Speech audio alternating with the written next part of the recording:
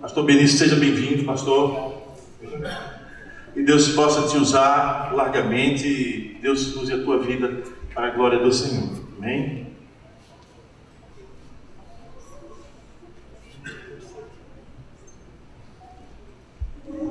Boa noite, irmãos. Paz do Senhor.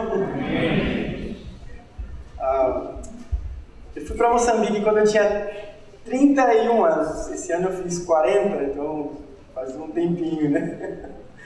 Em agosto de 2009, eu estava falando para jovens numa cidade, numa província que se chama Gaza, e meu tradutor lá sempre tem que falar com as traduções, né, por causa dos diversos dialetos, e o tradutor estava bem doente e pediram para trocar. E tinha uma igreja que estava visitando a gente, e aí o pastor daquela igreja disse assim: Guida, vai lá traduzir, né? E aí levantou a Guida, e a Guida veio do meu lado ali, começou a traduzir, eu comecei a me tremer todo ali com voz de Guida. E, enfim, a Guida, ela me traduz até hoje, né? E ela, como eu falei da última vez, eu prometi, né, que ela viria comigo, e ela está aqui. Eu queria apresentar a Guida para vocês, minha esposa, e também o Eliel, está aqui também. Estão vindo ali.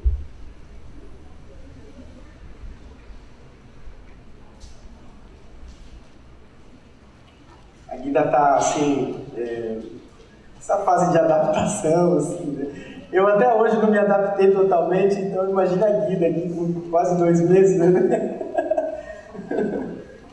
Está aí a Guida, o Léo. Toda vez que eu venho aqui eu falo, porque lá em Moçambique, então hoje eu quero que você escute um pouco de Moçambique na primeira pessoa, assim, alguém que nasceu lá e vê as coisas bem diferentes da maneira como eu vejo. Com vocês, Guida.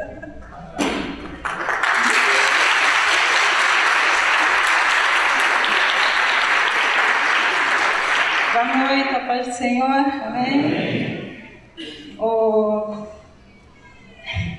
Gente.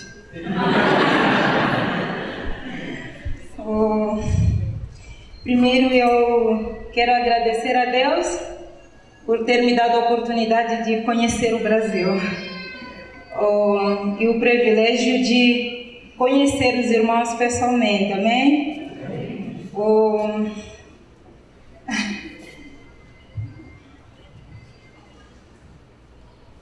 Eu sou Guida. Muita gente me conhecia assim. Aí eu sentia muito carinho de longe. Um dia eu cheguei a perguntar a Benício: por que eles me amam assim, sem me conhecer? Eu sentia isso no meu coração. E o calor dos irmãos. Então, hoje eu estou aqui pessoalmente. Amém? Na verdade, nós viemos para descansar.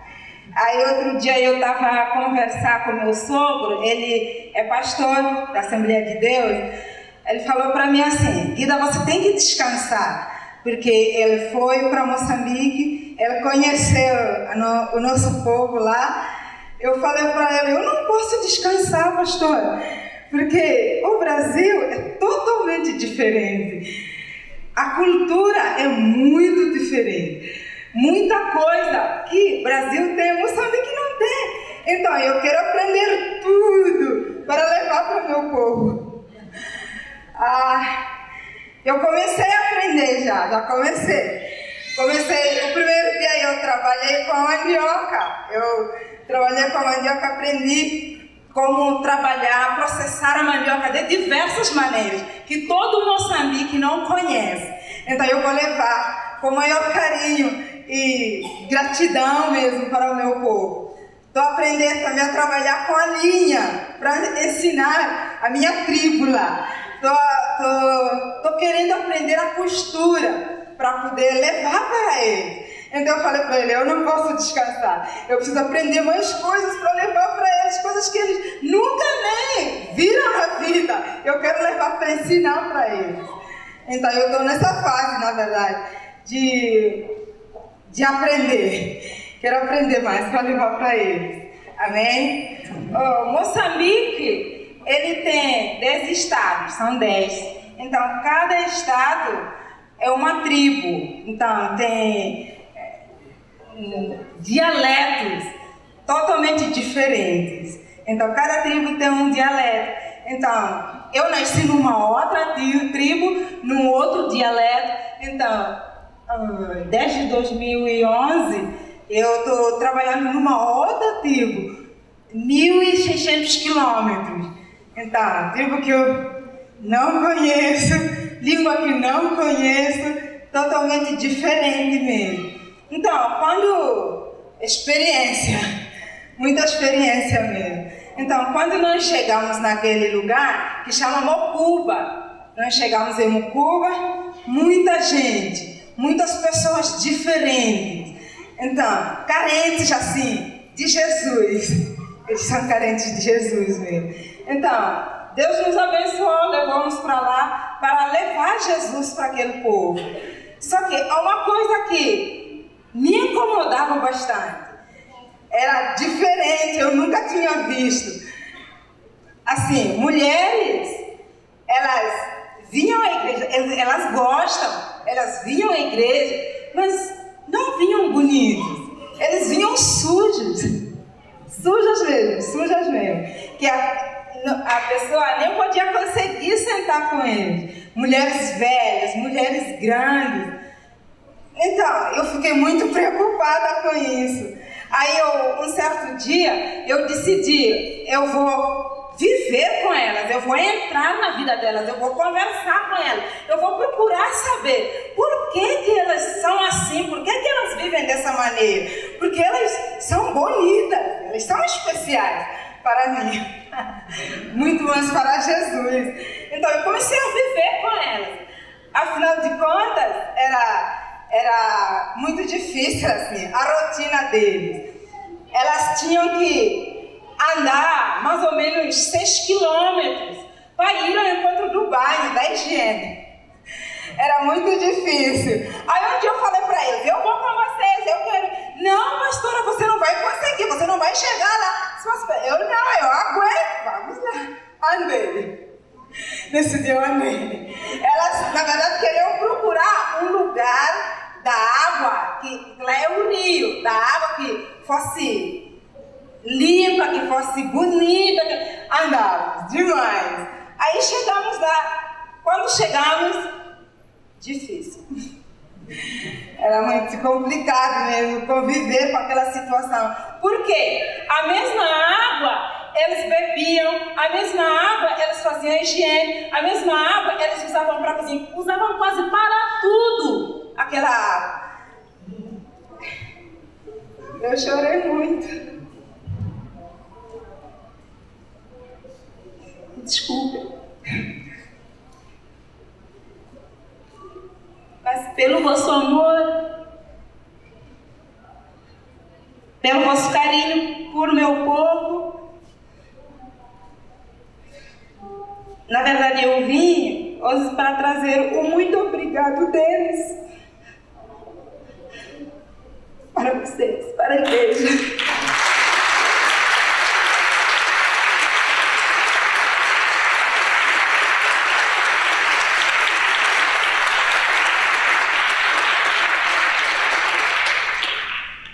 Hoje eles têm água, graças à igreja, aos irmãos.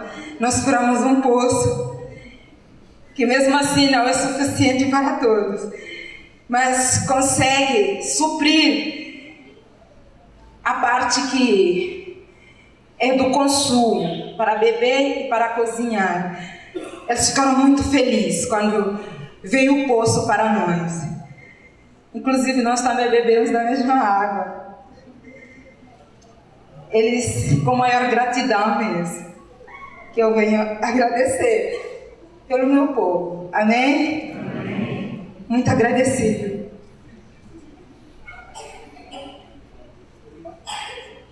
Eu conheci o pastor Marcos, ele veio lá. Ai, grande pessoa, grande homem de Deus. Ele conviveu conosco, ele viu lá a nossa realidade. Ele viu lá tudo, ele viu tudo. Ele é maravilhoso, ele comeu conosco, as nossas comidas lá estranhas ele comeu. Ele é muito maravilhoso mesmo. O Kiko, eles são muito maravilhosos. Amém? Muito obrigada.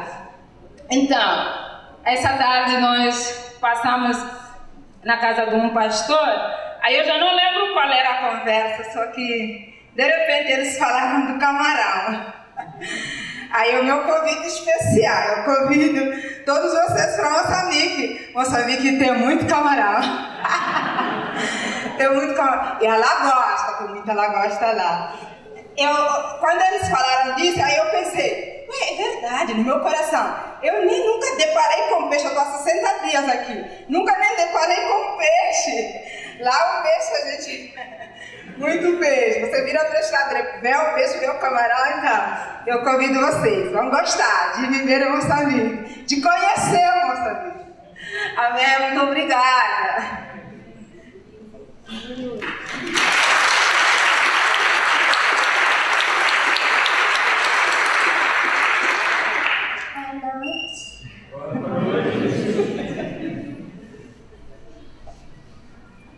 Obrigada.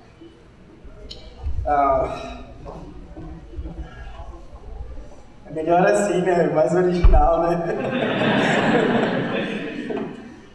Quando eu vim aqui da última vez, acho que setembro, outubro, não me lembro bem, e aí o pastor acabou falando da história do sabão, né?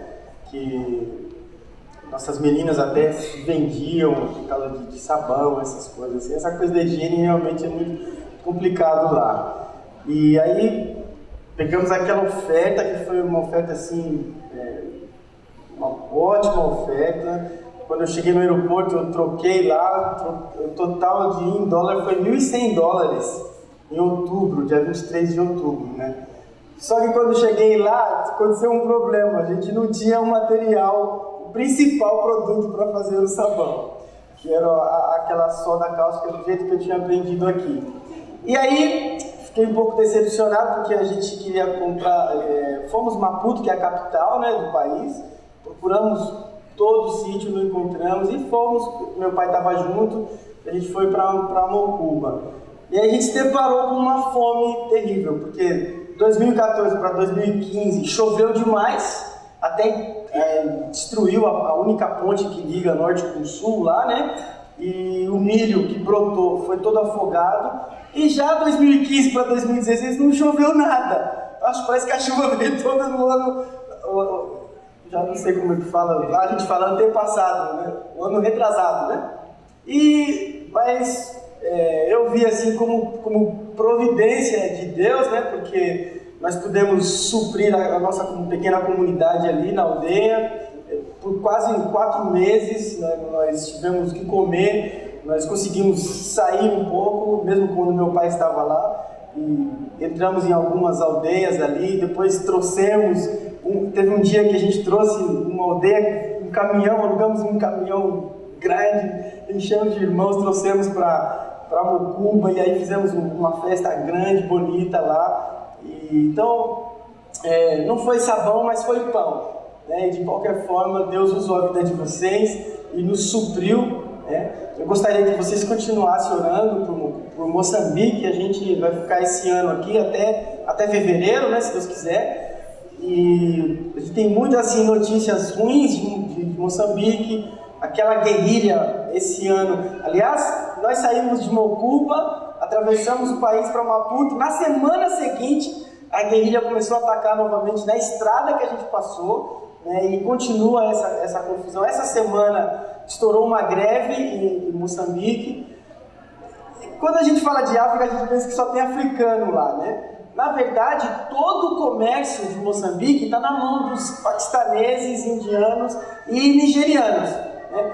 Então, quando o governo aumenta o preço, o moçambicano saqueia as lojas, porque não é de moçambicano, é de estrangeiro, né? Estrangeiro é sempre estrangeiro. Então, houve bastante saque, até o governo, esse novo presidente, Nilce, ordenou o exército para ir para a rua, disse que tem ordem para atirar mesmo, assim. Então agora antes de ontem estava conversando com um missionário que está em Maputo, a embaixada brasileira manda cartas, né, para os brasileiros, disseram: não sai de casa, fiquem dentro de casa até que a situação se normalize, assim. Então, continue orando por nós lá, continue orando por Moçambique, e que Deus venha abençoar vocês e recompensá-los, né, por essa tamanha generosidade.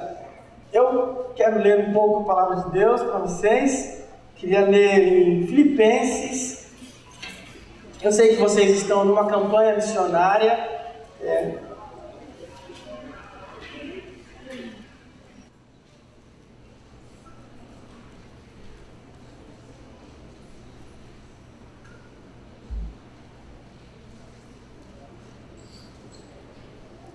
Eu vou ler Filipenses 2, a partir do 19.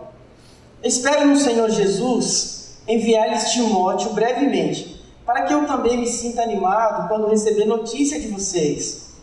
Não tem ninguém que, como ele, tenha interesse sincero pelo bem-estar de vocês, pois todos buscam os seus próprios interesses e não os de Jesus Cristo. Mas vocês sabem que Timóteo foi aprovado porque serviu comigo no trabalho do Evangelho, como um filho ao lado de seu pai. Portanto, é ele quem espero enviar, tão logo me certifique da minha situação, confiando no Senhor, que em breve também poderei ir. Contudo, penso que será necessário enviar-lhes de volta Epafrodito, meu irmão, cooperador e companheiro de lutas, mensageiro que vocês enviaram para atender às minhas necessidades, pois ele tem saudade de todos vocês e está angustiado, porque ficaram sabendo que ele esteve doente. De fato, ficou doente e quase morreu, mas Deus teve misericórdia dele, e não somente dele, mas também de mim, para que eu não tivesse tristeza sobre tristeza. Por isso, logo enviarei para que, quando ouvirem novamente, fiquem alegres e eu tenha menos tristeza. Peço que vocês o recebam no Senhor com grande alegria e honrem homens como este, porque ele quase morreu por amor à causa de Cristo, arriscando a vida para suprir a ajuda que vocês não me podiam dar. Essa é a palavra do Senhor.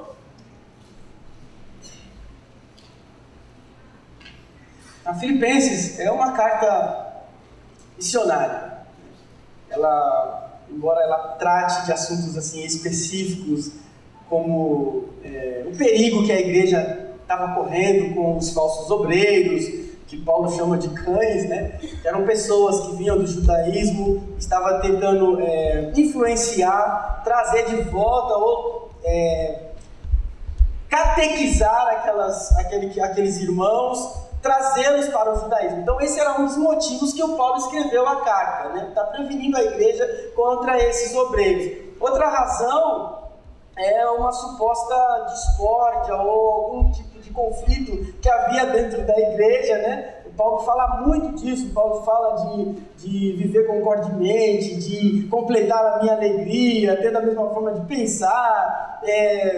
Ele fala das duas irmãs que eram cooperadoras dele, que estavam talvez com algum conflito. Olha, vivem concordemente no Senhor. Então, a razão da carta é especificamente esses problemas que estavam dentro da igreja. Mas se você parar para pensar, quem escreveu a carta é um missionário, não é? Paulo, um missionário, estava preso. Ele escreve para uma igreja extremamente missionária.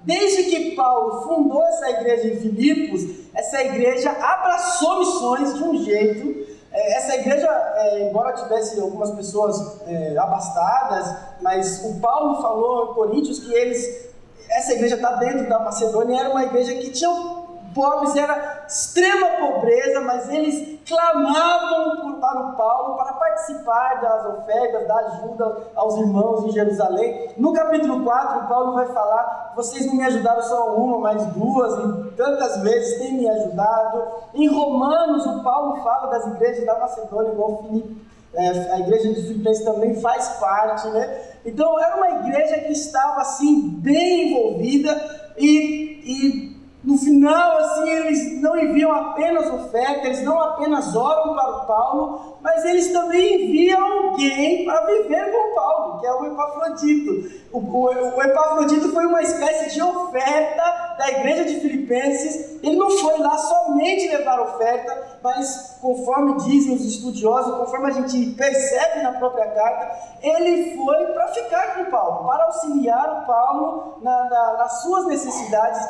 de prisioneiro. É uma igreja extremamente missionária. Paulo está falando nesse texto aqui de 2 obreiros, que um deles, o original chama de apóstolo, não apóstolo do termo dos 12 apóstolos, mas no sentido de alguém que foi enviado com uma missão específica, que é o caso do Epafrodito. O Paulo está fazendo planos de enviar Timóteo também com uma missão específica. É uma carta que exala missões. E na ponta de tudo, o exemplo maior da carta, no começo do capítulo 2, o apóstolo Paulo está falando de Jesus Cristo, que, como disse o David Livingstone, né, que inclusive andou aonde a gente vive hoje, em 1850 mais ou menos. David Livingstone navegou no rio que a gente atravessa para vir para cá, e ele disse que Deus tinha um único filho, né, e fez desse filho um missionário. Então, o maior exemplo de missões está aqui em Jesus, na encarnação de Jesus. É uma carta que, embora trate de assuntos específicos, ela exala missões, ela cheira missões. E eu queria, desculpem-me os homiletas, mas eu quero me apegar em algumas falas do Paulo dentro desse texto aqui e trazer uma pergunta para vocês, irmãos da IBAGE. A IBAGE é uma igreja missionária? A IBAGE é uma igreja missionária? Amém. Eu creio que sim. Mas eu queria refletir um pouco em algumas falas do Paulo, e aí a gente responde no final se somos ou se precisamos ser. Amém? Essa é a nossa proposta aqui. O que caracteriza uma igreja missionária? Olha, quando eu falo igreja missionária, é a igreja missionária, a igreja que tem esse coração missionário. Vocês têm um pastor que tem um coração missionário.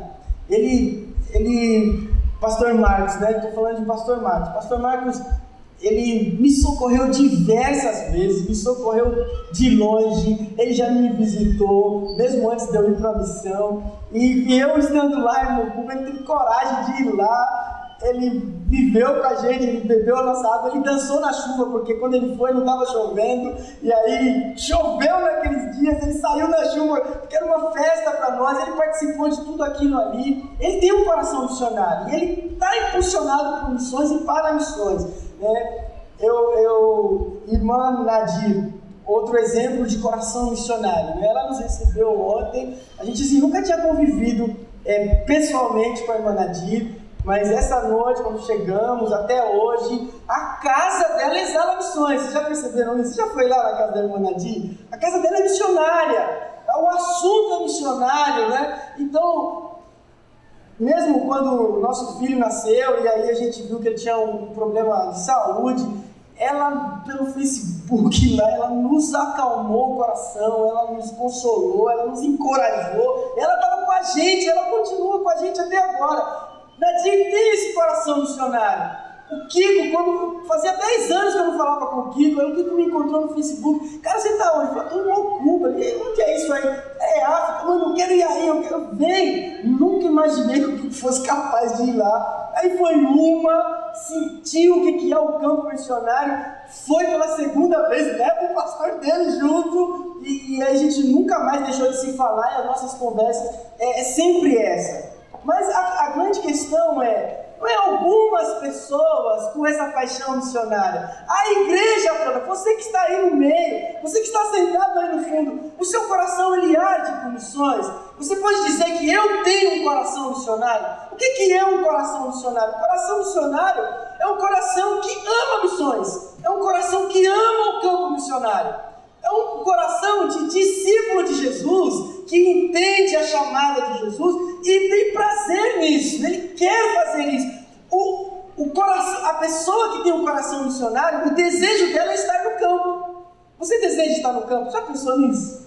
Eu quero estar no campo, eu quero evangelizar, eu quero fazer discípulos de todas as nações, eu quero pregar o evangelho para toda criatura nesse mundo. Seu coração é assim?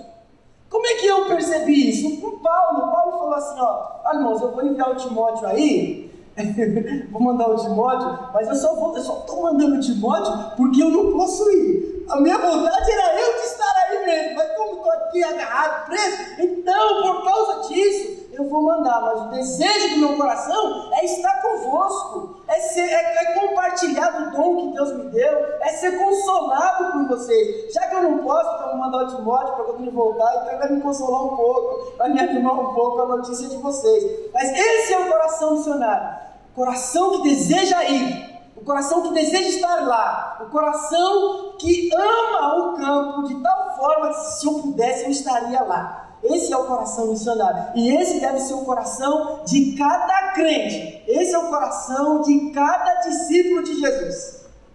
Amém? O coração do discípulo de Jesus é o coração que deseja obedecer a Cristo.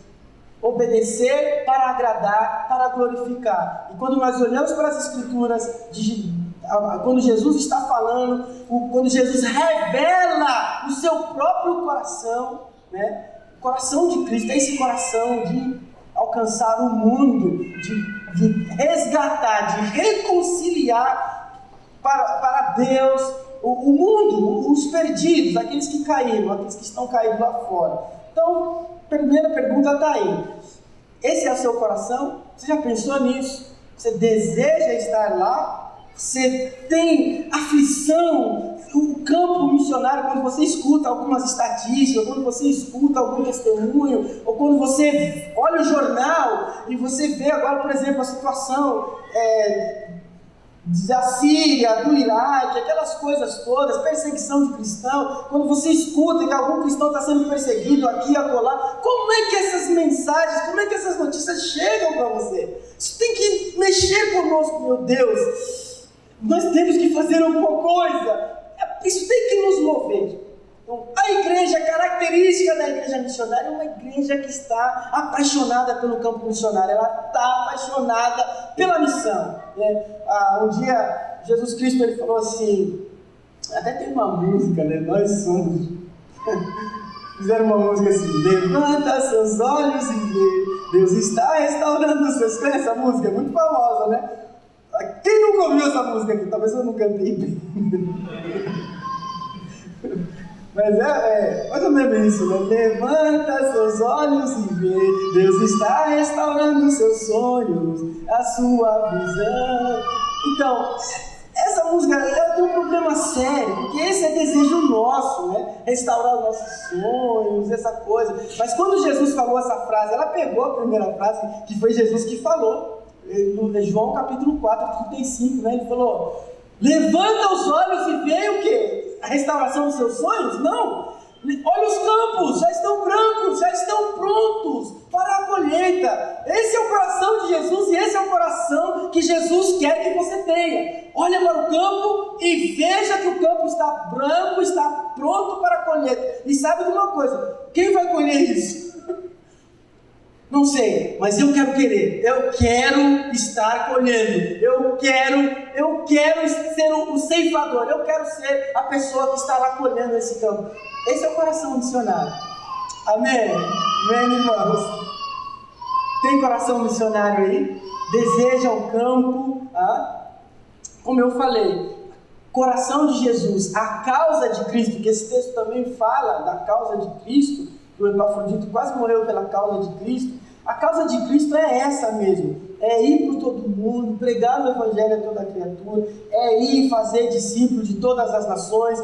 O coração de Cristo foi revelado quando ele encontra com seus discípulos depois da ressurreição, e ele falou assim, o Espírito Santo vai descer sobre vocês, e vocês serão revestidos de poder, e vocês serão as minhas testemunhas aqui, ali, lá e até nos confins da terra. Esse é o coração de Cristo. Esta é a causa de Cristo. A igreja missionária é a igreja que quer cumprir a agenda de Cristo, que quer cumprir a causa de Cristo. E é o campo missionário. Aí você pergunta para mim assim, tá bem, mas e aí, campo? Que campo? Onde está o campo, né? Aí eu ouvi uma frase de um missionário, eu não me recordo o nome dele, e também a frase não é exatamente essa, mas a síntese é essa, assim. Aonde houver um discípulo de Jesus, ali tem um missionário. Onde tiver um discípulo de Jesus, ali tem um missionário. Aonde tiver alguém que não é discípulo de Jesus, ali tem um campo missionário. Talvez eu falar mais devagar para você ouvir a palavra campo. Onde não houver um discípulo de Jesus, tem alguém ali que não é discípulo de Jesus, ali é um campo missionário. Que categoria você está? De discípulo de Jesus ou de não discípulo de Jesus? Se você é discípulo de Jesus, então você é um missionário por natureza. Foi salvo por Cristo, foi chamado por Cristo para espalhar o Evangelho para aqueles que ainda são campo missionário. Aí, a Guida falou que está estudando, ela quer aprender um monte de coisa, ela não quis contar aqui, mas essa semana ela ganhou uma máquina uma máquina profissional, uma Singer mesmo, para você ver como é que Deus faz as coisas, né? A gente pensa, a gente se apaixona, a gente quer servir o outro, e aí Deus vai entrando com maneiras, com recursos, vai preparando Hoje nós conhecemos a missionária Raquel. Aí ela ouviu a Guida, ela falou assim, olha, eu tenho um monte de revista de costura, você vai aprender um monte de coisa, então Deus vai preparando assim as coisas para a gente. E eu, sim, missionário lá no Cuba, lá numa terra inóspita, e a gente não tem assim muita visão do que está acontecendo no mundo, da necessidade global, dos outros campos missionários, nem dos trabalhos missionários, a gente fica assim um pouco isolado, né? Então quando a gente veio, eu coloquei no coração que eu queria estudar um pouco de missões globais, assim, para compreender o que Deus anda fazendo pelo mundo e quais são os desafios da igreja e quais são os campos que ainda precisam ser ceifados, né, para que então Cristo Jesus possa retornar e buscar a sua igreja. E aí eu estudei, já fiz algumas aulas em São Paulo e olha só, é claro que eu sei que essa igreja é bem formada com questão de missões, talvez eu vou só relembrar alguma coisa para vocês, mas porque eu queria falar uma coisa para vocês, assim, claro, qualquer pessoa que precisa de Jesus é o seu campo missionário, pode ser o seu vizinho, seu parente, seja lá. Mas eu queria assim voltar os olhos para aquelas regiões que não foram alcançadas, muitas regiões que nem ouviram falar de Jesus, né? E regiões que quando você falar de Jesus você pode ser mesmo assassinado, pode ser perseguido. E, enfim, eu queria ler um pouco aqui para vocês. Olha só, dizem que o mundo tem mais ou menos 7 bilhões de pessoas. Você sabe quantos por cento dessas pessoas são considerados discípulos de Jesus? Dos 7 bilhões? Quantos por cento? 10. Dizem que tem 30% de cristão, mas assim, cristão, né? É igual aquela rede que você lança no mar e traz aquele monte de peixe, de lata, tudo é cristão, então 30% é cristão. Mas pessoas comprometidas com o Evangelho está na faixa dos 10% desse globo terrestre. Pessoas que ouviram o Evangelho, mas não responderam positivamente, 40% do nosso mundo, do nosso globo, da nossa terra, 40% das pessoas que vivem nesse mundo já ouviram o Evangelho e disseram não para o Evangelho. Agora, o que choca muito mais, 30% nunca ouviram falar de Jesus, não tiveram acesso ao Evangelho. 30%, quer dizer, se aquele monte de 30% de cristãos verdadeiros fosse mesmo verdadeiro, fossem realmente discípulos de Jesus, nós teríamos assim uma balança, 30% de discípulos, 30% de alguém que nunca ouviu, mas não é isso. Nós estamos em prejuízo, nós estamos saldo negativo. Olha só, o Brasil. No Brasil existem 7 segmentos que são assim, chamados de menos evangelizados. Acho que você já ouviu isso também. São os indígenas, né? 117 etnias ainda sem a presença do Evangelho, 117 brasileiros originais ainda não têm acesso ao Evangelho. Ciganos, 700 mil ciganos no Brasil, somente 1.000 desses foram evangelizados e se declaram cristãos. Os ribeirinhos, São 10 mil comunidades sem igreja. 10 mil comunidades. Não são 10 mil pessoas. 10 mil comunidades aqui no nosso Brasil sem a presença de uma igreja. O quilombola, 3 mil comunidades sem presença da igreja. Imigrantes, 100 países têm representantes aqui, né? Pessoas de mais ou menos 100 países vivem aqui no Brasil. Sendo que 27 dessas 100 representações de outras nações estão totalmente fechadas ao Evangelho aqui dentro do Brasil, né? E de falar dos surdos, 9 milhões de surdos no Brasil, somente 1% desses 9 milhões se declara cristãos.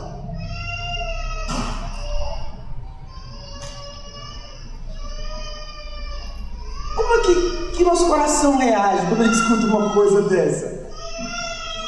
Quem é que vai falar o Evangelho para essas pessoas? Sabe, eu não quero...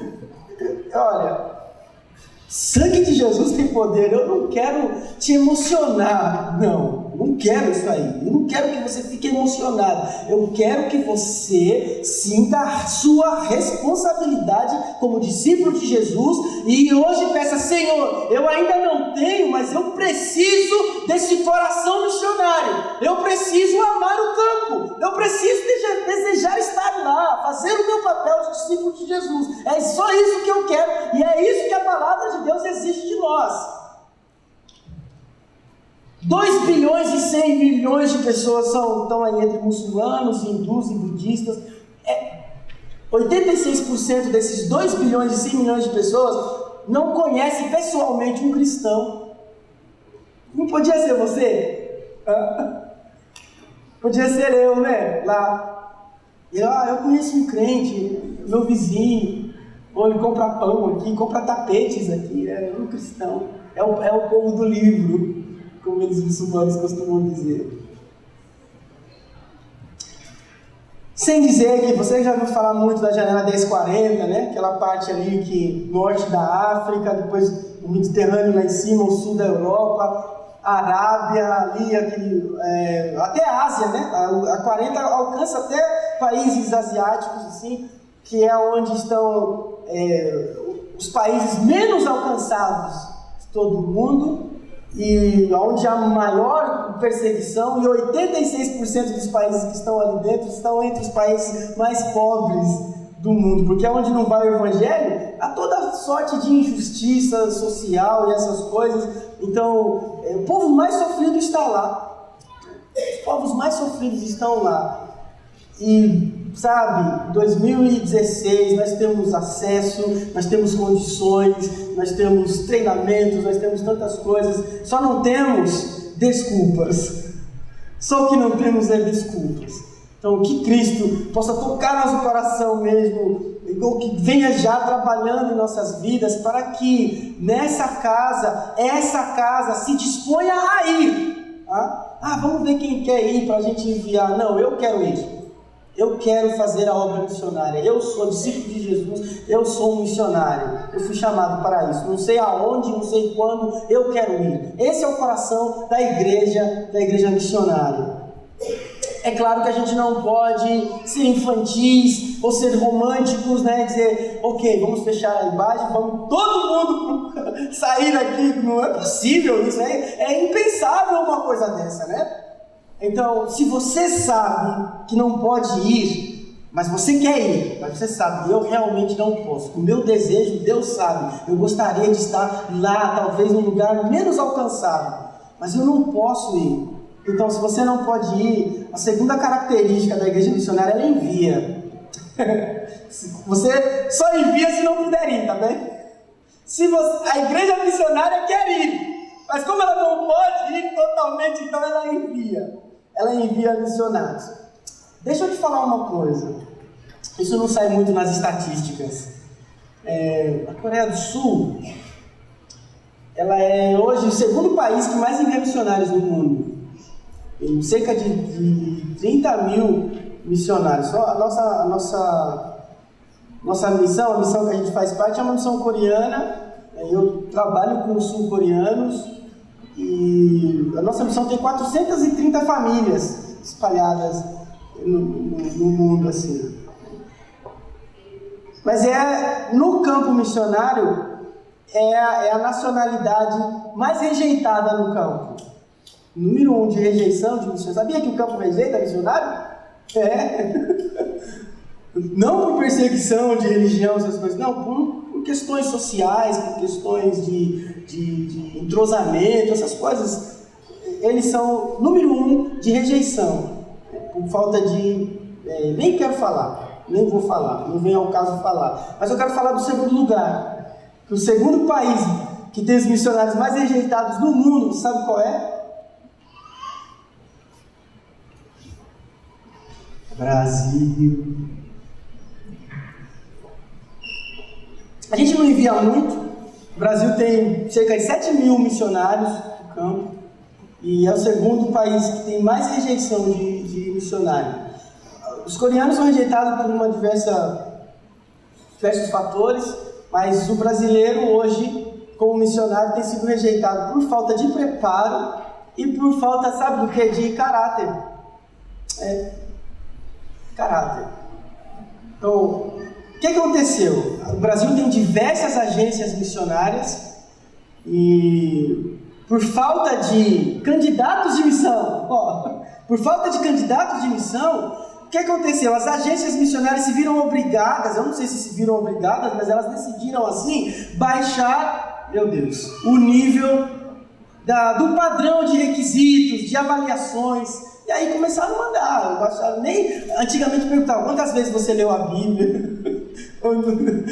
no navio dono você tinha que ler em 4 meses a Bíblia toda, e fora um monte de livros, um monte de fita cassete, essas coisas, mas hoje nem isso se pergunta, então estão enviando, porque tem que enviar. E aí caiu a qualidade, a integridade, a fidelidade do missionário, e por isso somos rejeitados no campo. Recentemente teve uma conferência missionária no Marrocos, e um missionário brasileiro estava lá, ele é da Igreja Batista, lá de São Paulo, ele foi, e aí Igreja Nativa diz assim, manda as ofertas para nós, não manda mais brasileiro para cá não, manda oferta, a gente vai trabalhar, a gente vai se virar aqui, lá no Oriente Médio. Então, não é só enviar, nós somos a igreja missionária, nós queremos enviar, mas a gente tem que treinar, avaliar e aprovar. Você viu que o Paulo falou do Timóteo aqui? Estou mandando o Timóteo porque não tem ninguém como ele, que tem um sincero interesse no bem-estar de vocês. Ele foi aprovado porque ele serviu comigo no Evangelho, ele foi treinado. Sabe uma coisa interessante sobre o Timóteo? Não está aqui no texto, mas um contexto sobre o Timóteo se converteu na primeira viagem missionária do Paulo, e o Paulo levou ele para fazer missões, não é isso? Não é isso. Paulo foi embora. Na segunda viagem missionária, o Paulo escuta sobre Timóteo, e aí a igreja dava bom testemunho do Timóteo, falava, esse cara é bom. Aí na segunda viagem o Paulo leva ele, e ele se tornou o mensageiro do Paulo. Quando o Paulo não podia ir, o Paulo fala, essa Bíblia aqui é um NVI, mas uma tradução mais exata diz assim, não há ninguém que seja de igual sentimento, que tenha o mesmo coração que o meu coração nessa área para eu enviar, porque todos os outros buscam os seus próprios interesses e não os interesses de Cristo. Então, quando a igreja decidir enviar os missionários, ela tem que olhar para essas características aqui. Aqui há 4 exemplos, eu já não posso falar, a hora foi embora, mas há 4 exemplos aqui na vida do Timóteo. Eu vou ler só os tópicos para você na vida dele. Olha, um homem abnegado, um homem submisso, um homem fiel, um homem humilde, o Epafrodito, um irmão, cooperador, companheiro de lutas, auxiliar. Esse auxiliar aqui é muito interessante, essa palavra, que vem da palavra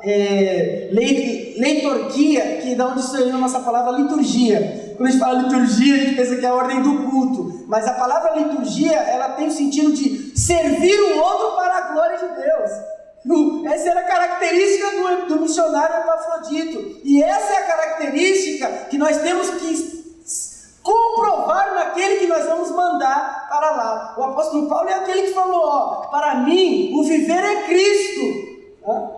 Você não manda um missionário para o campo que não possa dizer essa palavra, o viver para mim é Cristo. Se eu morrer está tudo bem, é lucro, mas se eu viver, o meu viver é Cristo. O missionário tem que ser aprovado nessas características. E o quarto e grande exemplo aqui é Cristo Jesus, que sendo Deus, não usou por usurpação ou não se agarrou nas prerrogativas de Deus, mas se esvaziou, e se encarnou. E Paulo falou assim: se encarnou como servo, à semelhança de homens. Olha só que coisa interessante. Ele se torna como a criatura dele, mas para servir aqueles que ele criou. Esse é o coração missionário: buscar o interesse do outro, buscar o bem-estar do outro, enfim. E aí, meus irmãos, para completar, 1 minuto. Coração missionário é esse coração que deseja ir, mas nós não podemos ir, então nós devemos enviar. E se nós enviarmos, nós devemos manter. O pastor falou aqui, né? As características das pessoas, né? Ou vai, ou envia, ou sustenta, ou sei lá, desobedece, alguma coisa assim, né? Mas olha, eu quero ir, mas eu não posso, então eu vou enviar. E se eu enviar, eu vou manter. Uma estatística rapidinho. Cada R$100 de oferta, R$5 vai para missões, e para os países lá não alcançados são 5 centavos. 5 centavos. A gente tem muitos missionários no mundo. A China está pretendendo, dentro de 10, 15 anos, enviar 100 mil missionários. China. A Índia quer enviar 30 mil. A América Latina, em 15 anos, quer enviar 14 mil. A gente está bem baixo nessa questão de prioridade missionária. Então, a igreja missionária, a missão está sempre na prioridade da igreja, porque é a obediência ao mandamento de Jesus de ir e fazer discípulos. Então, manter como? Paulo falou, né, na carta dos Filipenses mesmo, ele falou: olha, eu acho que vou sair da cadeia porque vocês estão orando por mim. Outros textos ele fala: ore por mim, para Deus me dar a palavra, essas coisas. Mas não é apenas isso, nós devemos orar sim para o campo missionário, como nós estivéssemos lá. Devemos orar para os missionários, devemos orar para os perdidos que estão lá, pelo sustento, pela proteção, pela justiça de Deus reinando aonde estiver lá o missionário trabalhando. Mas olha, uma coisa interessante é que a igreja precisa manter a comunhão com aquele que foi. O Epafrodito, ele ficou doente e aí ficou angustiado. E essa palavra angustiado, ela só é utilizada na mesma situação de Cristo quando estava no Getsemane. Aquela angústia de Jesus é a angústia que o Epafrodito está sentindo no campo porque está doente. Aquela coisa que missionário não adoece, que crente não adoece, que a doença é maldição, que é pecado. É um homem aprovado por Deus. Testemunho do apóstolo Paulo falou: recebam em honra homem como esse, mas ficou doente e quase morreu. Podia falar muito mais sobre ele, assim, porque ele ficou muito tempo doente. Imagina, de Roma até Filipe, saber que ele está doente, depois a notícia, pelo menos 3 meses, só para a notícia ir e voltar. Então ele ficou esse tempo todo doente, mortalmente doente, e se angustiava. O missionário, ele tem coração, o missionário, ele tem emoções, e elas ficam geralmente à flor da pele. A flor da pele. Então a igreja precisa manter em oração, mas também precisa manter a comunhão. Precisa estar perto, precisa ir lá de vez em quando, precisa mandar carinho para ele. Olha, a gente está junto com você, cara, força aí, encorajá-los e andar junto mesmo. Tá vendo o que o Paulo está falando? Olha, eu vou mandar o Timóteo, ele vai voltar aqui só para eu ficar também animado e vocês também ter alegria e eu também ter menos tristeza. Então a igreja que envia, ela tem que manter o coração sadio, o coração do missionário sadio. E claro, tem que manter o pão do missionário, o pão do campo também. E agora eu quero concluir de verdade. O apóstolo Paulo, no último versículo, ele fala assim, arriscando a vida para suprir a ajuda que vocês não podiam dar. Outro texto ele fala assim: Epafrodito quase morreu para suprir uma falta de vocês. Paulo fala assim: olha, irmãos, muito obrigado pela oferta, puxa vida, legal. Ele vai agradecer no capítulo 4. Mas como é que o Paulo entende o manter missionário? Ele entende que é obrigação da igreja que enviou. Ele falou assim lá em Romanos: os irmãos da Macedônia mandou uma oferta para os irmãos de Jerusalém, tinha que fazer isso aí mesmo. Eles receberam a graça que veio dos judeus, eles têm mais a que retribuir com os seus bens. Então a igreja precisa estar disposta a isso. A igreja missionária é essa que quer ir. E quando ela não pode ir, ela envia. E quando ela envia, ela mantém. A IPAGE é uma igreja missionária? Aleluia, glória a Deus. Que Deus abençoe cada um de vocês. Amém.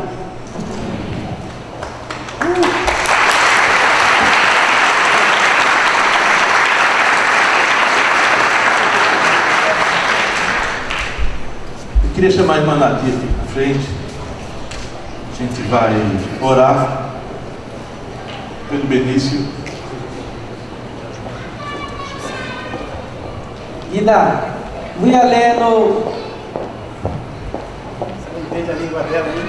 É mais fácil.